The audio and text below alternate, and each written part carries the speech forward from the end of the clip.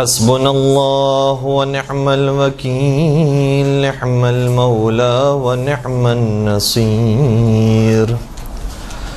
أعوذ بالله من الشيطان الرجيم. بسم الله الرحمن الرحيم. الحمد لله رب العالمين.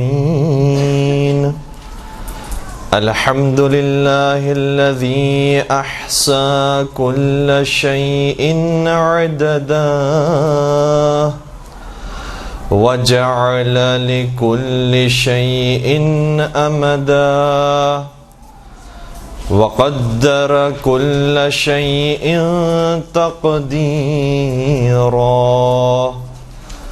ثم الصلاة والسلام على النبي الأمي العربي القرشي الهاشمي المكي المدني الأبتحي التهامي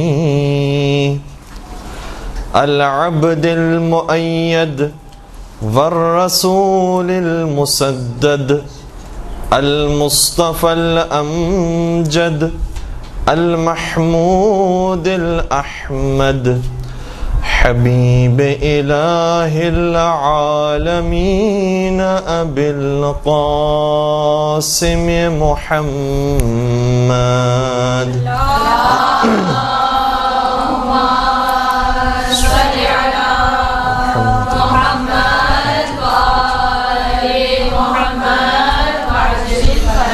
وعلى أهل بيته الطيبين الطاهرين المعصومين المظلومين الذين أذهب الله عنهم الرجس وطهرهم تطهيرا.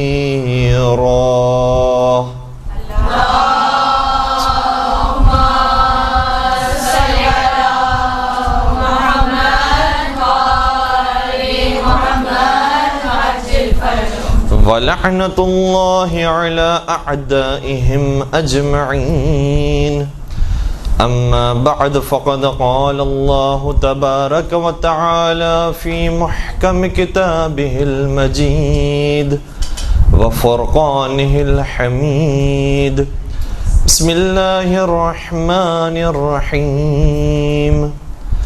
يا أيها الذين آمنوا كتب عليكم الصيام كما كتب على الذين من قبلكم لعلكم تتقون.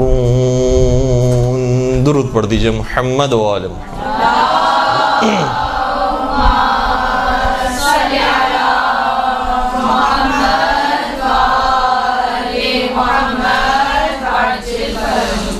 خارن گرامی، اس آیہ کریمہ کی تلاوت آپ نے بارہ سماعت بھی فرمائی ہوگی اور خود بھی تلاوت کرنے کا شرف حاصل کیا ہوگا. اس آیت کو آیت سیام کہا جاتا ہے اور اس آیت کی ذیل میں کئی مرتبہ علماء کرام نے گفتگو کی ہے اور یقیناً آپ بھی خطابت کی فیلڈ سے تعلق رکھتی ہیں تو آپ نے بھی اس موضوع پر گفتگو فرمائی ہوگی. چند اس کے ایسے پہلو کے جس میں شاید ہم یہ محسوس کرتے ہیں کہ کم بات کی گئی ہے، کوشش کریں گے کہ اس پر گفتگو کی جا سکے. پہلی بات یہ ہے کہ ماہ مبارک رمضان یہ اتنا عظیم مہینہ ہے کہ کبھی کبھار ایسا محسوس ہوتا ہے کہ اس قدر روایتیں ماہ رمضان کے بارے میں آئی ہیں کہ اگر ماہ رمضان کو گویا سونے اور چاندی سے زیادہ قیمتی چیز کہا جائے تو کوئی مبالغہ نہیں ہوگا. بہت بڑی سعادت ہے جو ماہ رمضان کی صورت میں تمام بندگان خدا کو ملتی ہے اور ہر سال پروردگار کی طرف سے توفیق نصیب ہوتی ہے.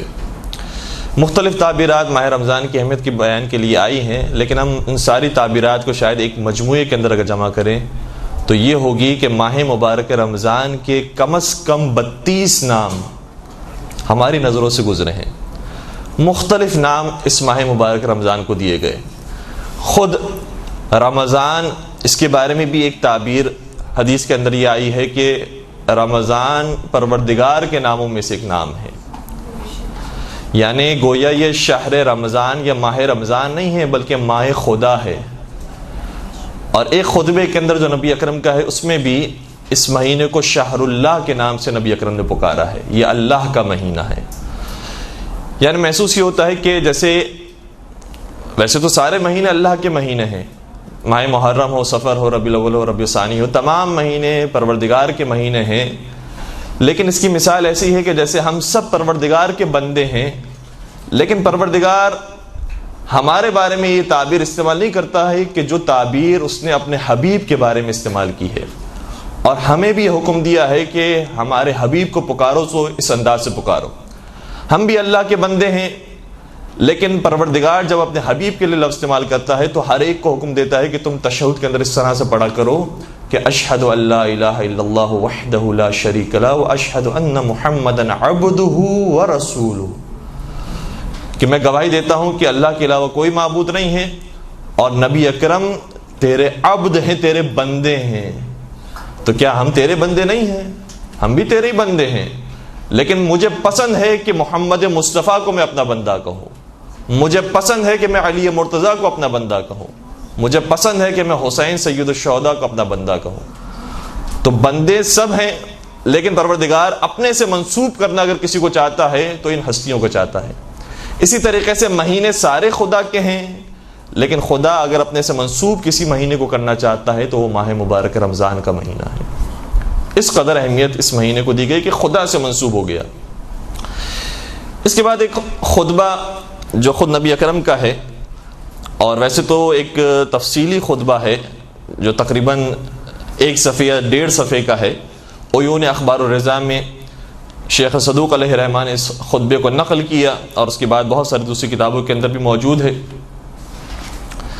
اس طریقے سے نبی اکرم نے اس مہینے کا تعارف کروایا ہے کہ گویا مسجد نبوی ہے، اور ایک روایت کے مطابق جمعے کا دن تھا، شعبان کا آخری جمعہ تھا، اور اس خطبے کے اندر پیغمبر اکرم نے مسلمانوں سے مخاطب ہو کر فرمایا ایھا الناس، اے لوگو، انہ قد اقبل الیکم شہر اللہ بالبرکۃ والرحمۃ والمغفرہ، اے لوگو تمہاری طرف جو چیز آ رہی ہے وہ اللہ کا مہینہ ہے، اور وہ اللہ کا مہینہ بالبرکۃ والرحمۃ والمغفرہ، برکتوں کے ساتھ، رحمتوں کے ساتھ، مغفرتوں کے ساتھ آ رہا ہے۔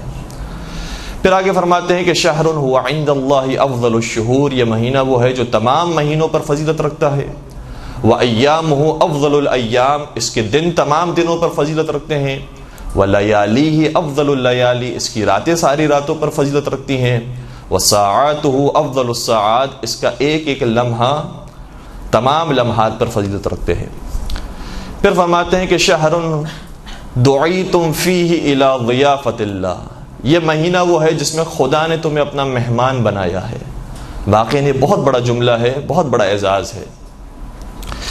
یعنی اس کو اگر ہم اس طریقے سے بیان کریں کہ دیکھیں، ہم اپنی اوقات کے مطابق کسی کو جب بلاتے ہیں تو اپنی اوقات کے مطابق اس کی مہمان نوازی کرنے کی کوشش کرتے ہیں۔ جو کچھ ہمارے پاس ہوتا ہے اور ہمارے بساط کے اندر ہوتا ہے ہم اس کے خدمت میں پیش کرنے کی کوشش کرتے ہیں، دسترخوان کو ویسے ہی سجاتے ہیں۔ جب شادی کی تقریب ہوتی ہے تو ہم وہ کچھ کرنے کی کوشش کرتے ہیں کہ جو ہماری استطاعت میں ہوتا ہے، لیکن یہاں پر بلانے والی ذات وہ ہے کہ جس کی استطاعت لامحدود ہے، جس کی قدرت لامحدود ہے، جس کا علم لامحدود ہے۔ اب وہ لامحدود ذات ہم جیسے محدود بندوں کی خواہشات کو پورا کرنے کے لیے اس مہینے کو سجا رہا ہے۔ شاید ہم تو محدود ہیں لیکن ہماری خواہشات بھی لامحدود ہیں، اسی لیے یہ تعبیر بھی بار بار بیان کی گئی ہے کہ اگر تم اپنی دنیا کے اندر خواہشات پوری کرنے کی کوشش کرو گے تو کبھی بھی تمہاری خواہش پوری نہیں ہوگی، کیونکہ دنیا کو خدا نے محدود بنایا ہے۔ چاہے گاڑی کی خواہش ہو، مکان کی خواہش ہو، ازدواج کی خواہش ہو، چاہے مال و دولت کی خواہش ہو، کسی بھی چیز کی خواہش ہو، ایک مرتبہ وہ چیز حاصل ہو جائے گی، پھر انسان کہے گا یہ تو حاصل ہو گیا، اب اس سے بڑھ کر کوئی اور چیز ہونی چاہیے۔ ویزا مجھے فلاں جگہ کا مل گیا، اب وہاں تو ہم نے دیکھ لی جگہ، اب کسی اور جگہ کا ملنا چاہیے۔ میں نے فلاں جگہ تو زیارت کر لیا، مجھے فلاں جگہ بھی زیارت کرنی ہے۔ جو چیز نہیں ملی ہوتی ہے اس وقت تک تو تڑپ ہوتی ہے، لیکن ملنے کے بعد تڑپ ختم ہو جاتی ہے، پھر مزید آگے کی توقع ہوتی ہے، اور یہ خواہشات بڑھتی ہی جاتی ہیں، لامحدود ہوتی ہیں۔ تو اس پوری کائنات میں ہر چیز محدود ہے سوائے ایک چیز کے، اور وہ ہے ذات پروردگار عالم۔ اس لیے اپنی اگر خواہشات کو سکون دینا ہے اور اس خواہشات کی پیاس کو بجھانا ہے تو ایک ہی طریقہ ہے کہ لامحدود کو لامحدود کے ساتھ ملا دو۔ لامحدود خواہشات کو لامحدود ذات کے ساتھ اگر ملا دیا تو پھر یہ خواہشات ختم ہو سکتی ہیں اور اس کی پیاس بجھ سکتی ہے. اس لیے پروردگار نے اس مہینے میں مہمان قرار دیا ہے. اب ہم جو مہمان نوازی کرتے ہیں وہ ظاہر سی بات ہے کہ سامنے والے کے معدے کو دیکھ کر، سامنے والے کے شکم کو دیکھ کر، اس کے جسم کو دیکھ کر، اس کی جسمانی ضروریات کی جو چیزیں ہوتی ہیں اس کو پورا کرنے کی کوشش کرتے ہیں. اس میں مختلف لوازمات آ جاتے ہیں. لیکن پروردگار جانتا ہے کہ انسان صرف جسم سے نہیں بنا ہے بلکہ دو چیزوں کا مرکب ہے. جسم بھی ہے، روح بھی ہے. جسم کی ضروریات تو پھر بھی پوری کر لیتا ہے انسان، روح کی ضرورت کو کون پورا کرے گا؟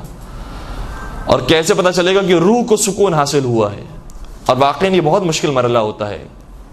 کتنے ہی ملینر اور بلینر لوگ ایسے ہیں کہ جن کے جسم بہت راحت کے اندر ہوتے ہیں، نرم بستر موجود ہے، اے سی موجود ہے، ساری سہولیات موجود ہے، نوکر چاکر سب کچھ موجود ہے، لیکن روح بے چین ہے. روح کا سکون بہت ضروری ہے. لہذا پروردگار نے اس مہینے میں جسم کی ضرورت کو صرف پورا نہیں کیا ہے، روح کی ضرورت پر توجہ دی ہے. روح کی ضرورت کو پورا کیا ہے. روح کی ضرورت کیسے پوری ہوگی؟ وہ جو بات ابھی اجمالی طور پر بیان کر گیا کہ انسان اگر خدا سے متصل ہو جائے تو روح کی تشنگی ختم ہو جاتی ہے. خدا سے متصل کرنے کے لیے کیا کیا جائے؟ اب خدا کیا کر سکتا ہے؟ خدا نے کہا ہم نے چھوٹی چھوٹی چیزوں کو بھی بہانہ بنایا ہے اور تمہیں یہ بتانے کی کوشش کیا اگر تم یہ کام کر لیتے ہو تو خدا کی طرف تم نے ایک قدم آگے بڑھا لیا. فلاں کام کر لیتے ہو 2 قدم آگے بڑھا لیے، 10 قدم آگے بڑھا لیے، تم قریب ہوتے جا رہے ہو، قریب ہوتے جا رہے ہو، قریب ہوتے جا رہے ہو. یہ بیان کرنے کی اس ماہ مبارک رمضان میں کوشش کی. اس میں مثالیں میں آپ کی خدمت بیان کروں. عام دنوں میں انسان پورا قرآن ختم کرتا ہے تو جو ثواب حاصل کرتا ہے، ماہ مبارک رمضان میں ایک آیت پڑھنے سے وہ ثواب حاصل کرتا ہے. کہ اب تمہیں کیا چاہیے؟ ایک آیت پڑھو، پورے قرآن کا ثواب حاصل کرو. جو نافلہ نمازیں عام دنوں میں پڑھتا ہے، بعض روایتوں کے مطابق ماہ رمضان کے اندر ایک وہی نافلہ نماز پڑھے گا تو 70 نمازوں کا ثواب دیا جائے گا. بعض روایتوں کے مطابق واجب کا ثواب دیا جائے گا. حد تو یہ ہو گئے، خود اسی خطبے کے اندر یہ لفظ استعمال ہوا ہے. نبی اکرم نے آگے جا کر ارشاد فرمایا ہے وَأَنفَاسُكُمْ فِيهِ تَسْبِيحٌ وَنَوْمُكُمْ فِيهِ عِبَادَةٌ. یہ مہینہ وہ ہے جس میں تم صرف سانس لیتے ہو، اس سانس لینے پر بھی خدا اجر دیتا ہے، اس کا بھی ثواب دے رہا ہے. کیوں؟ کس بات کا ثواب ہے؟ سانس لینے کا کیا ثواب ہے؟ شاید اب اس کے اندر وجوہات کیا ہوں گی وہ تو خدا جانے اور حضرت مصطفیٰ جانے، لیکن جو ہمیں بات سمجھ میں آئی ہے وہ یہ ہے کہ اگر انسان سانس بھی لے رہا ہے اور کوئی مستحب عمل انجام نہیں دے رہا، کوئی واجب عمل انجام نہیں دے رہا، مباح کام کر رہا ہے، تو اس پر بھی خدا نے اس لیے ثواب رکھا ہے کیونکہ کم از کم میرا بندہ حرام تو نہیں کر رہا. حرام نہ کرنے کا بھی ثواب ہے. یعنی مباح کر رہو، یہاں پر انسان بیٹھا ہوا ہے، سویا ہوا ہے، آرام کر رہا ہے، یا ویسے ہی پیر پھیلا کر انسان سکون کے عالم میں ہے، سانس لے رہا ہے، کہ اس سانس لینے پر بھی ثواب ہے. کم از کم تم گناہ تو نہیں کر رہے ہو، گانے تو نہیں سن رہے ہو، غیبتیں تو نہیں کر رہے ہو، اس پر بھی میں نے ثواب دے دیا. تو خدا نے ماہ مبارک رمضان میں روح کو بلند کرنے کی کوشش کی ہے. یہ روح تھوڑی سی اور اوپر آ جائے، تھوڑا سا فاصلہ کم کرے، خدا کے قریب ہوتے جائے. اس لیے خدا نے ہماری گویا دستگیری فرمائی ہے، کھینچنے کی کوشش کی ہے کہ اب تم تھوڑا سا بلند ہو، اب تھوڑا سا بلند ہو. ظاہر چھٹے سرکار حضرت امام جعفر صادق علیہ السلام کی حدیث ہے،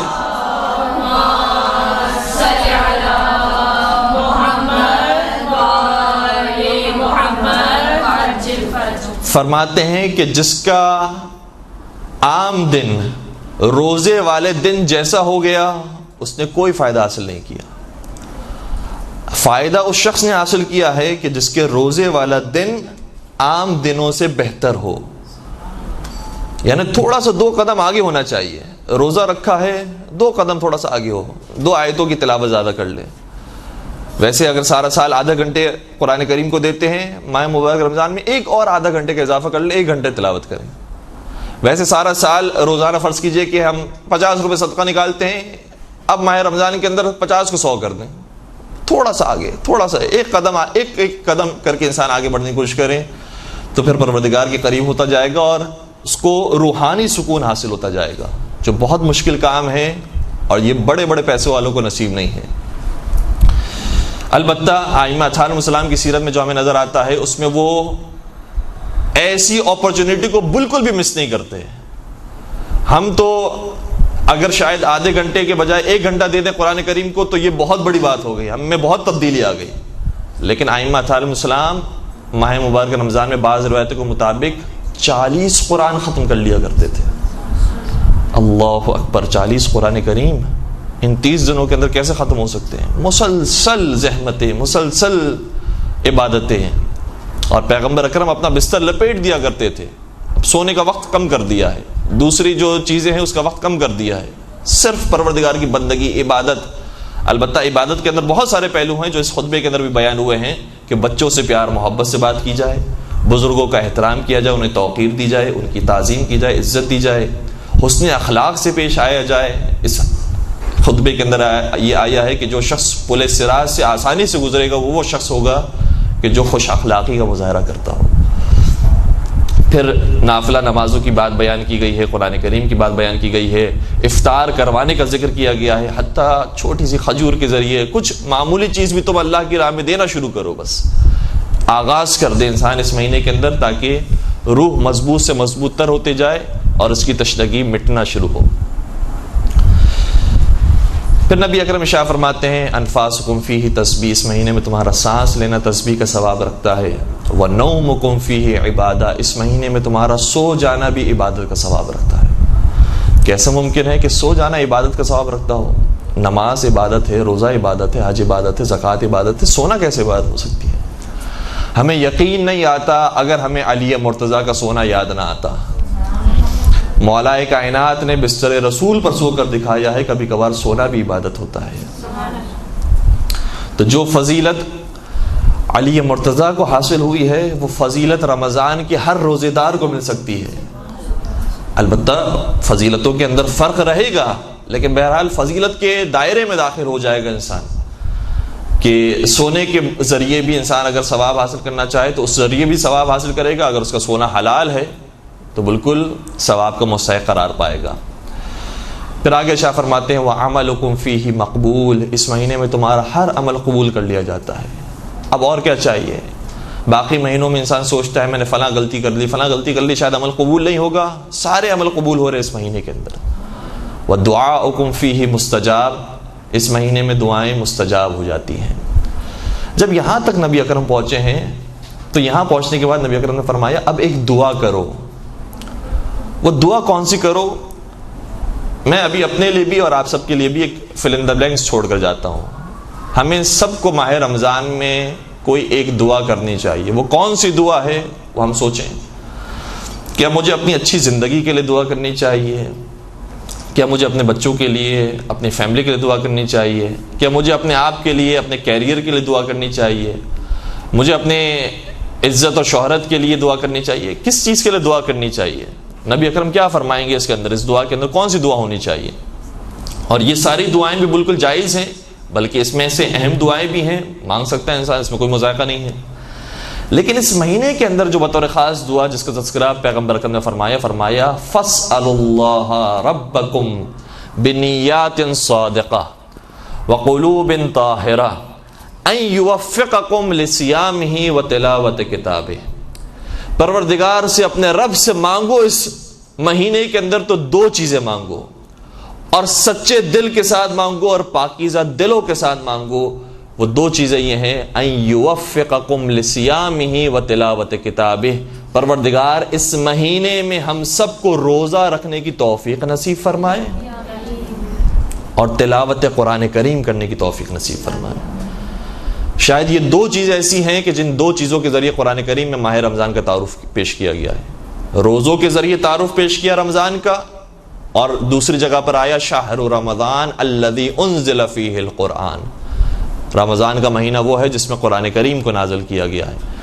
تو یہ دو چیزوں کے ذریعے جس سے پہچان ہے رمضان کی، اس کو صحیح طریقے سے انجام دینے کی ہم سب کو پروردگار توفیق نصیب فرمائے.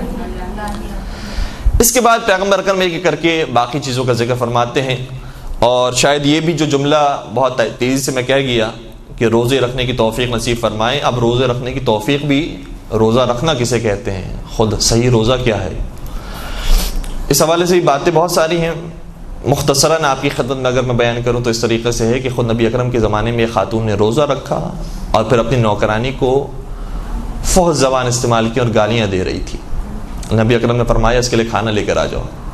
کہنے لگی کہ میں روزے سے ہوں. نبی اکرم نے شاہ فرمایا ایسے روزے کا کیا فائدہ جس روزے کے ساتھ تم فحش زبان کو استعمال کرتی ہو. تو اس کا مطلب یہ ہوا کہ روزہ صرف انسان کے شکم کا روزہ نہ ہو. چھٹے امام امام جعفر صادق علیہ الصلوۃ والسلام شاہ فرماتے ہیں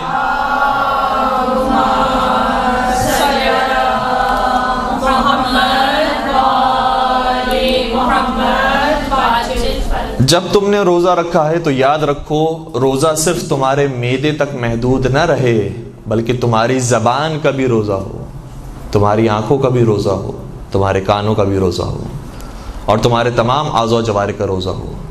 روزہ مکمل پرہیز کا نام ہے. الحمدللہ بعض لوگ حلال سے تو بچ جاتے ہیں لیکن حرام وہی جاری رہتا ہے. اگر انسان نے اتنی بڑی قربانی دی ہے کہ اپنے آپ پر حلال غذا کو بھی خدا کی خاطر حرام کر دیا ہے تو اسی خدا نے ایک چیز ایسی ہے جس کو سارا سال حرام رکھا ہے, اس سے انسان بچنے کی کوشش شروع کرے اگر خدا نخواستہ نہیں ہے. البتہ ایک صاحب نے ہم سے ایک مرتبہ سوال کیا, مجھے بڑا تعجب ہوا. رمضان میں ایک مرتبہ وہ ایک درس کے بعد آئے, انہوں نے کہا کہ کیا روزے کی حالت میں داڑھی بنانے کی اجازت ہے؟ تو ہم نے کہا بالکل ہے, کوئی مسئلہ نہیں ہے, داڑھی بنا سکتے ہیں. بعض دفعہ لوگ خون کے بارے میں سوال کرتے ہیں, خون نکلوانے کی یا انجیکشن لگانے کی اجازت ہے یا نہیں ہے. ایک دفعہ داڑھی کا سوال کیا, بڑا تعجب ہوا. ہم نے کہا کہ کیوں, داڑھی کے بارے میں تو کوئی ایسی کوئی دو رائے نہیں ہے کہ آپ سوال کریں کہ داڑھی منڈوانا جائز ہے, یا داڑھی شیو کرنے سے مراد یہ ہے کہ خط بنوانا جس میں داڑھی باقی رہے, تو اس میں تو کوئی مذائقہ نہیں ہے, اس میں کیا حرج ہے. تو انہوں نے کہا کہ نہیں, آپ کی زبانی ہم نے سنا ہے کہ روزہ سارے جسم کا روزہ ہوتا ہے. تو ہم نے کہا کہ داڑھی کا بھی روزہ ہوتا ہوگا, شاید داڑھی منڈوانے کی بھی رمضان میں اجازت نہیں ہوگی اور خط بنانے کی بھی حتیٰ اجازت نہیں ہوگی. تو ہم نے آپ سے پوچھ لیا کہ اس کا بھی روزہ نہ ٹوٹ جائے. تو اتنی پابندی بھی کبھی کبھار انسان اپنے اوپر لے لیتا ہے کہ جتنی پابندی شریعت نے نہیں لگائی ہے. البتہ ہماری خود کی بھی کبھی کبھار غلطی ہوتی ہے کہ اس طریقے سے بیان کر جاتے ہیں اور لوگ مختلف انداز سے سوچ کر چلے جاتے ہیں اور اپنے حساب سے وہ شرعی مسئلہ بھی تیار کر لیتے ہیں. اسی لیے کبھی کبھار خطیب حضرات ممبر سے یہ جملہ کہتے ہیں کہ میری بولنے کی ذمہ داری تو ہے لیکن میری سمجھنے کی ذمہ داری میرے اوپر نہیں ہے. تو آپ کیا سمجھ کے جا رہے ہیں اس کی ذمہ داری ہمارے اوپر نہیں ہے, ہم کیا بول کر جا رہے ہیں اس کی ذمہ داری ہمارے اوپر ہے. تو بہرحال پورے اعضاء و جوارح کا انسان روزہ رکھے اور پرہیز کرے تمام برائیوں سے. مولا متقیان امیر المؤمنین حضرت علی ابن ابی طالب علیہ الصلوۃ والسلام شاہ فرماتے ہیں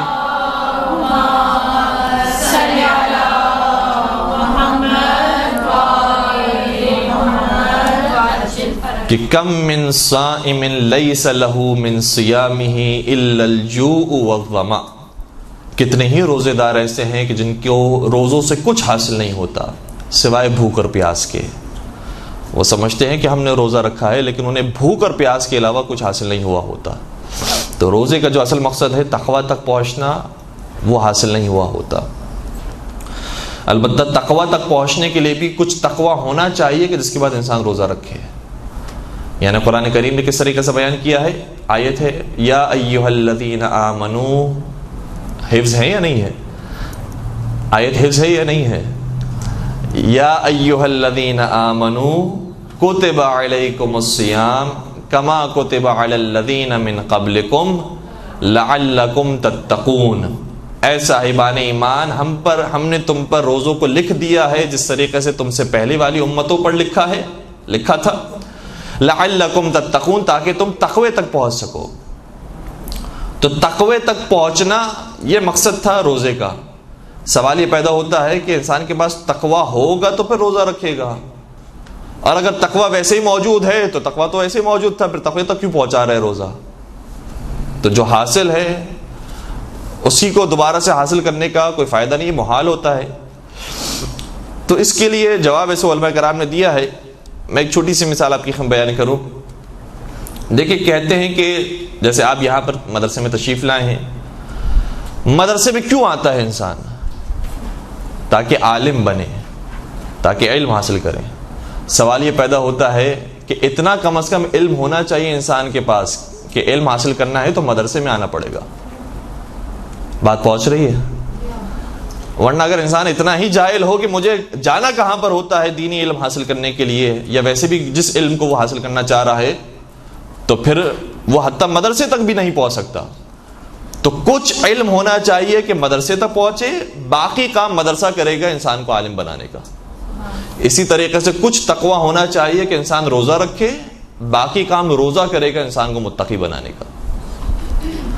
تو روزے کے ذریعے تقوی کے مراحل کو انسان طے کرتا ہے، اور کتنی ہی عبادتوں کے بارے میں کہا گیا کہ اگر تم سے فلاں عبادت غلط طریقے سے انجام پائی ہے تو تم روزہ رکھ کر کفارہ ادا کرو۔ قسم توڑنے کا کفارہ، نظر توڑنے کا کفارہ، خود روزہ توڑنے کا کفارہ، کا روزہ رکھو۔ ایک روزہ جان بوجھ کر توڑا ہے، 60 روزے رکھو۔ وجہ کیا ہے؟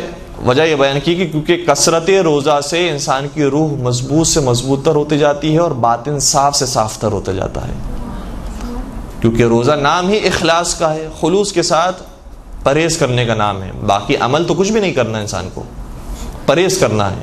تو جو پرہیز کیا ہے پروردگار کی خاطر، اس سے باطن مسلسل صاف سے صاف تر ہوتا جاتا ہے، اس لیے کثرت روزہ کا حکم دیا گیا۔ ایک درود پڑھ دیجئے، محمد و آل محمد۔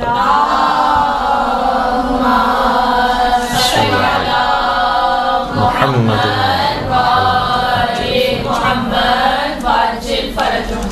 نبی اکرم نے اسی خطبے کے اندر پھر مختلف اعمال کا ذکر فرمایا، تقریباً 10 سے 12 اعمال ہیں جس کا ذکر فرمایا، یہاں تک کہ مولا متقیان کھڑے ہو گئے، اور مولا متقیان نے کھڑے ہو کر سوال کیا، یا رسول اللہ ما افضل الاعمال فی هذا الشہر، اے اللہ کے رسول مجھے آپ یہ بتائیے کہ اس مہینے کا افضل ترین عمل کون سا ہے۔ یہ خود سوال اتنا خوبصورت ہے جو بتا رہا ہے کہ یہ کوئی معمولی شاگرد نہیں ہے جو سوال کر رہا ہے، یعنی کبھی کبھار سوال ہی بتا دیتے ہیں کہ شاگرد کس لیول کا ہے۔ یہ شاگرد نے سوال نہیں کیا ہے کہ میرے پاس یہ نہ ہو تو میں کیا کروں اور وہ نہ ہو تو کیا کروں، اب بہانے تراشتا رہے کہ میں اس سے بھی بچ جاؤں اس سے بھی بچ جاؤں، میرے پاس وقت نہیں ہے، میں مجبوری میں ہوں، تو پھر مجھے ثواب ملے گا نہیں ملے گا۔ جس طریقے سے کبھی کبھار انسان جب درس میں شریک ہوتا ہے، کسی کلاس میں جاتا ہے، تو اگر میں مریض ہو گیا تو پھر میری پریزنٹ لگ جائے گی نہیں لگے گی، میرا فلاں کام ہے تو میری حاضری لگ جائے گی نہیں لگے گی، تو اپنی مشکلات کو بیان کرتا ہے۔ مولا نے فرمایا یہ مشکلات جتنی بھی آپ نے بیان کی ہے یا جتنی بھی عبادتیں بیان کی ہے وہ تو انجام دینی ہے، لیکن ان میں بھی سب سے افضل کون سی ہے وہ مجھے بتائیے، میں بیسٹ کو اختیار کرنا چاہتا ہوں، افضل ترین عبادت کو۔ پیغمبر نے بہت پیار سے جواب دیا، فرمایا یا ابا الحسن افضل الاعمال فی هذا الشہر الورع عن محارم اللہ، اے ابو الحسن اس مہینے کا افضل ترین عمل یہ ہے کہ انسان حرام سے بچنا شروع کرتے ہیں۔ کسی واجب کا ذکر نہیں کیا، کسی مستحب کا ذکر نہیں کیا، کتنے ہی اعمال ایسے ہیں جو عبادتوں کے اندر ہیں، کتنے ہی اعمال ایسے ہیں جو لوگوں سے اجتماعیات کے اندر آتے ہیں، کوئی کسی عمل کا پیغمبر اکرم نے اظہار نہیں فرمایا، فرمایا حرام سے بچ جانا یہ افضل ترین عمل ہے اس مہینے کا۔ اور پھر پیغمبر اکرم نے البتہ اس خطبے کا پھر آگے جو اختتام ہے وہ چونکہ مصائب کے ساتھ ہو رہا ہے، لہٰذا ہم اس کو انشاءاللہ یا تو بعد کے درس میں بیان کریں گے تاکہ مصائب پر ہماری گفتگو ختم ہو۔ تو پیغمبر اکرم نے یہاں پر افضل ترین عمل کا ذکر فرما دیا۔ بعض لوگوں نے البتہ ائمہ علیہ السلام سے بار بار یہ سوال کیا ہے، مختلف انداز سے سوالات آتے رہے۔ ایک سوال 8ویں سرکار حضرت امام علی رضا علیہ السلام سے کسی نے کیا،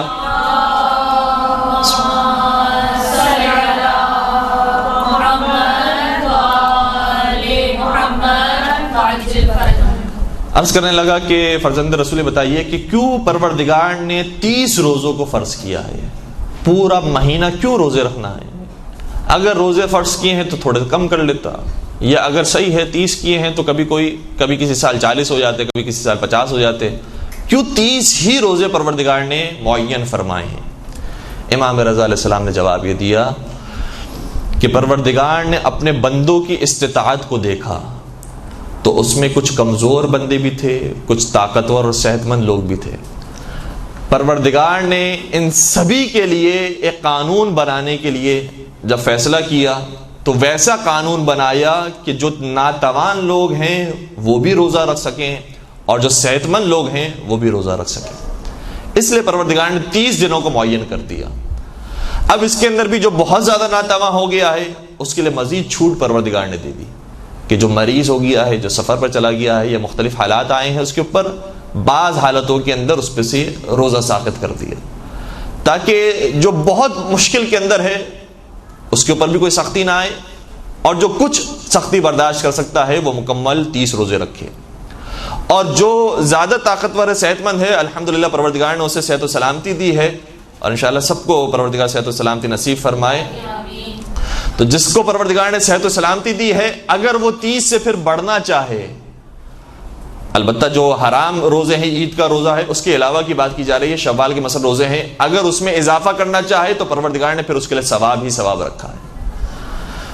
تو جو پروردگار نے شریعت بیان کی ہے، امام رضا نے باقاعدہ یہ جملے بھی استعمال کیے، فرمایا کہ پروردگار نے جتنے شرعی قوانین بیان کیے ہیں وہ اکثریت کو دے کر بیان فرمائے ہیں، تاکہ ہر شخص اس پر عمل کر سکے، چاہے وہ نماز کے قوانین ہوں، روزے کے ہوں، حج کے ہوں، زکوٰۃ کے ہوں، خمس کے ہوں، سبھی اس پر عمل کر سکیں، ایسے قوانین پروردگار نے بیان کی ہیں۔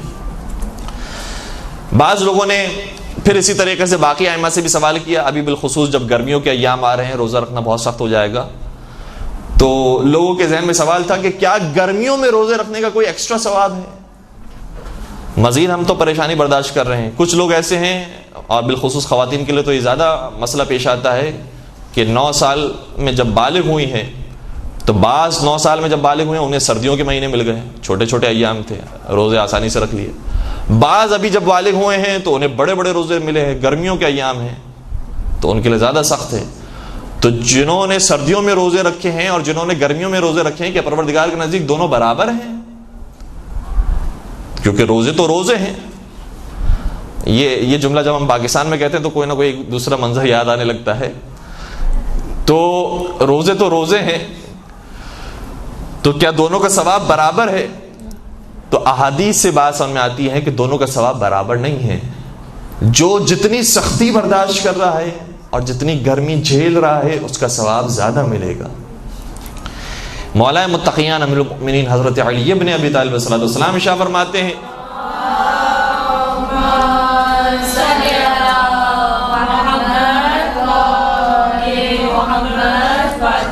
فرمایا حبب الی من دنیاکم ثلاثۃ، مجھے تمہاری دنیا سے 3 چیزیں پسند آئی ہیں۔ کیا خوبصورت تعبیر ہے، نہیں فرمایا مجھے میری دنیا سے، مجھے اس دنیا سے، فرمایا مجھے تمہاری دنیا سے جس کے پیچھے تم بھاگ رہے ہو، اس دنیا سے مجھے کچھ پسند نہیں آیا سوائے 3 چیزوں کے۔ ان میں سے جو 3 چیزوں کا ذکر فرمایا اکرام الضیف والصوم فی الصیف والضرب فی سبیل اللہ بالسیف۔ پہلی چیز جو مجھے تمہاری دنیا سے پسند آئی ہے وہ یہ ہے کہ تمہاری دنیا کے اندر مہمانوں کا جو احترام کیا جاتا ہے، اس کو جو عزت دی جاتی ہے، وہ مجھے بہت پسند ہے، اور پروردگار کو یہ چیز پسند ہے کہ مہمانوں کی عزت کی جائے، اس کو احترام کیا جائے۔ اور وہ علی مرتضیٰ کہ جو سائل کو تو کبھی خالی ہاتھ لوٹاتے ہی نہیں تھے۔ عام حالات تو عام حالات، نماز میں بھی اگر کوئی سائل آ جائے تو اسے بھی خالی ہاتھ نہیں لوٹایا کرتے تھے۔ تو سائلوں کی، مہمانوں کی بہت خاطر تواضع مولا متقیان فرمایا کرتے تھے، اپنا حصہ بھی نکال کر دے دیا کرتے تھے، نہ صرف خود دیا کرتے تھے بلکہ پورا گھرانہ وہ ہوتا تھا جو یتیم مسکین اور اسیر کو کھانا کھلاتا تھا۔ تو اکرام الضیف، مہمانوں کی عزت اور ان کا احترام کرنا، یہ مولا کو بہت پسند ہے۔ دوسرا جملہ میں دوسرے کو آخر میں بیان کر رہا ہوں، تیسرے کو پہلے آپ کی خدمت بیان کر رہا ہوں، والضرب فی سبیل اللہ بالسیف، اور میدان جنگ میں تلوار چلانا اللہ کی خاطر وہ علی کو بہت پسند ہے۔ اور اس میں تو واقعاً کوئی دو رائے ہو ہی نہیں سکتی کہ جتنے بھی صدر اسلام کے مسلمان تھے ان میں واقعاً حق ادا کیا ہے اگر جہاد کا تو علی مرتضیٰ نے ادا کیا۔ اور آخری چیز بیان فرمائی والصوم فی الصیف، اور علی مرتضیٰ کو تمہاری دنیا سے گرمیوں کے روزے بہت پسند ہیں۔ باقاعدہ لفظ استعمال کیا، گرمیوں کے روزے مجھے بہت پسند ہیں۔ اس کا مطلب گرمیوں کے روزوں کا ثواب اور ہوگا جو عام روزوں کے مقابلے میں ہے۔ چھٹے سرکار حضرت امام جعفر صادق علیہ الصلوۃ والسلام نے شاہ فرمایا ہے، بسم اللہ الرحمن الرحیم،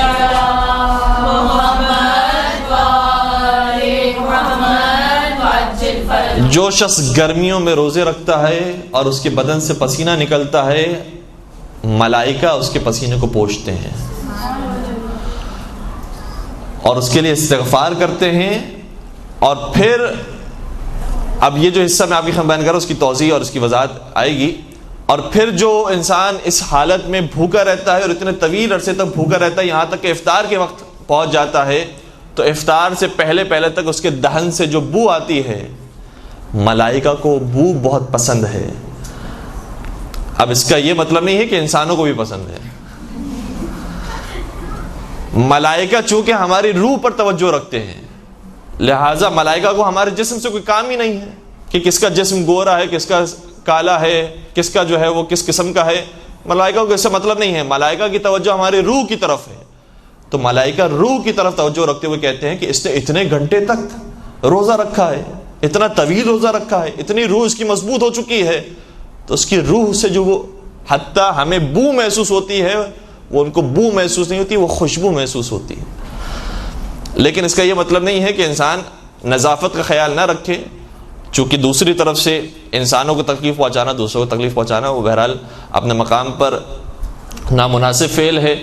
اس لیے اگر انسان جتنا اس بو کو ختم کر سکتا ہے تو ختم کرنے کی کوشش کرے, لیکن اس کا مطلب یہ بھی نہیں ہے کہ ثواب ختم ہو جائے گا. اگر بو ختم ہو جائے گی تو ملائکہ خوش نہیں ہوں گے, ملائکہ خوشبو سے زیادہ خوش ہوتے ہیں. تو بہرحال جو بو بھی ہے وہ بھی ملائکہ کو پسند ہے, کیونکہ اصل میں ملائکہ کی توجہ ہماری روح کی طرف ہے. اور خود چھٹے سرکار کا ایک اور جملہ بھی ہے, فرماتے ہیں کہ افضل الجہاد الصوم فی الحر, بہترین جہاد گرمیوں کے روزے ہیں. نبی اکرم حضرت محمد مصطفیٰ صلی اللہ علیہ وآلہ وسلم نے بھی شاہ فرمایا ہے,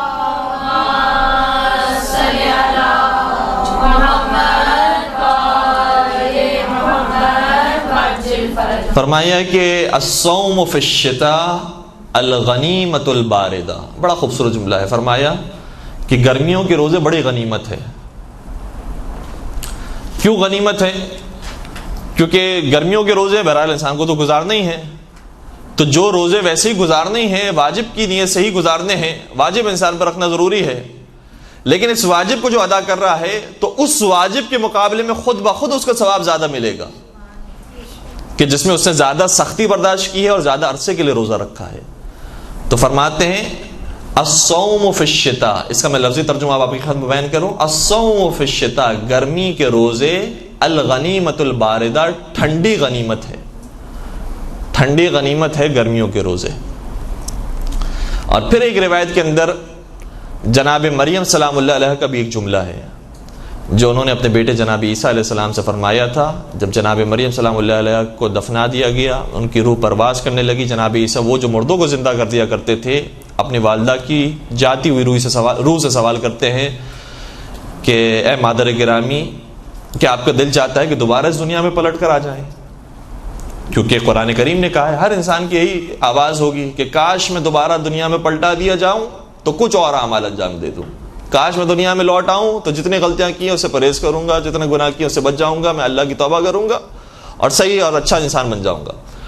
تو کیا آپ کی بھی تمنا یہ ہے کہ آپ دنیا میں واپس آ جائیں؟ جناب مریم سلام اللہ علیہ نے شاہ فرمایا, اے میرے بیٹا, میری تو کوئی خواہش نہیں کہ میں دوبارہ دنیا میں لوٹوں, میں نے اپنے مقام کو دیکھ لیا, میں نے جنت کو دیکھ لیا, میری کوئی تمنا کوئی آرزو نہیں ہے. اور ویسے بھی جناب مریم پر جو سختیاں تھیں وہ بہت زیادہ تھیں.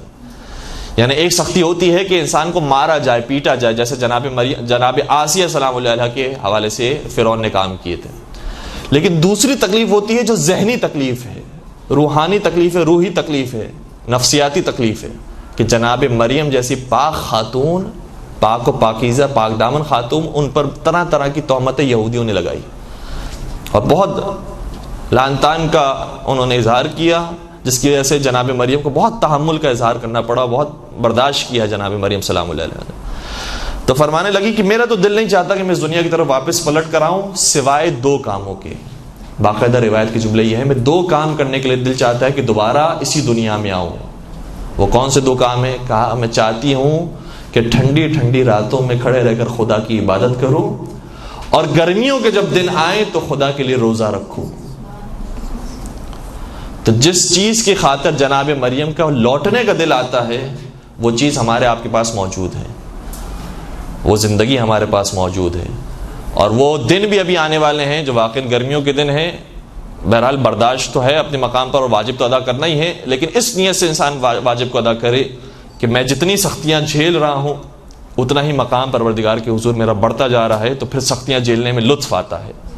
جب انسان کو اندازہ ہو کہ کوئی دیکھنے والا ہے، کوئی جاننے والا ہے کہ میں نے کتنی سختیاں برداشت کی ہیں، تو پھر سختیاں انسان آسانی سے جھیل پاتا ہے. تو یہ گرمیوں کے روزے انشاءاللہ پروردگار خیر و عافیت سے گزارے اور ہمیں صحیح طریقے سے روزہ رکھنے کی توفیق نصیب فرمائے. ایک مختصر سا لطیفہ بھی آپ کے بیان کروں اور پھر بات کو میں ختم کر دوں. ناصر الدین قاشاری ایک ایران کا بادشاہ ہے.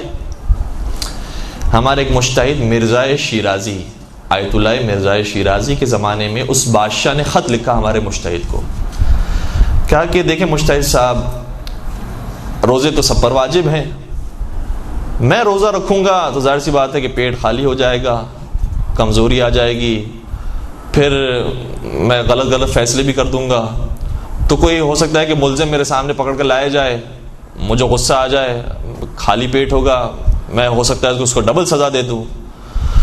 تو کیا میرے لیے کوئی اجازت ہے کہ کوئی میرے لیے معافی ہے کہ میں اپنا روزہ چھوٹا کر لوں یا روزہ نہ رکھوں؟ کوئی معافی مل سکتی ہے مجھے یا نہیں مل سکتی؟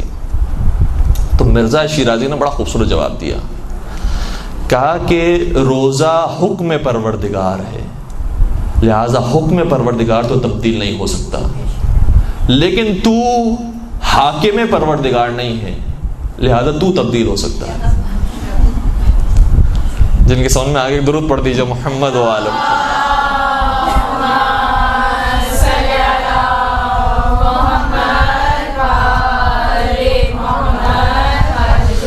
انشاءاللہ پروردگار توفیق دے کہ جو ایام ابھی باقی رہ گئے ہیں اس میں صحیح طریقے سے ماہ رمضان کا استقبال کر سکیں اور ماہ رمضان کے اندر اس کے حق کو ادا کرنے کی ہم سب کو توفیق نصیب فرمائے. حضرت حجت کے ظہور میں تعجیل فرمائے، ان کے عاشقین محبین ہم سب کا نام شامل فرمائے. ربنا تقبل منا انک انت السمیع العلیم وتب علینا انک انت التواب الرحیم برحمتک یا ارحم الراحمین. برحمتک یا ارحم الراحمین. وصلی اللہ علی محمد وآلہ الطاہرین.